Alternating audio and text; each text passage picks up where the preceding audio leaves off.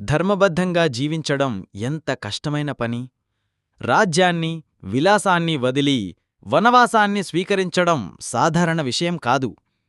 రాముడు చేసిన త్యాగం అయోధ్యను కన్నీటి తడిగా మార్చిన ఘట్టమిది. ఇలాంటి ఎన్నో కథలు మున్ముందు చాలా రాబోతున్నాయి.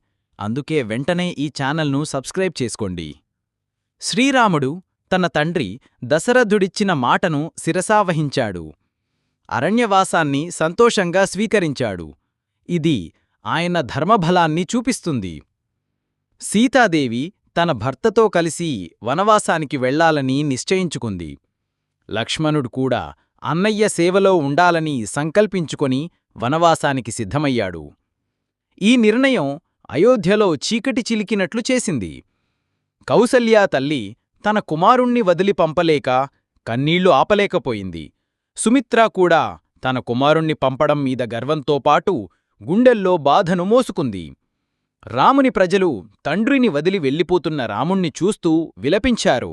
అయోధ్య నగరం మొత్తం నిశ్శబ్దంగా బాధతో నిండిపోయింది. రాముడు తన తల్లులకు ధైర్యం చెప్పాడు. ఇది నా ధర్మం, ఇది మా కుటుంబ గౌరవం. ప్రజలకు కూడా ఆసరు ఇస్తూ తన ధైర్యాన్ని వారికీ నూరిపోశాడు. చివరకు రాముడు, సీత మరియు లక్ష్మణులు ప్రయాణానికి సిద్ధమయ్యారు.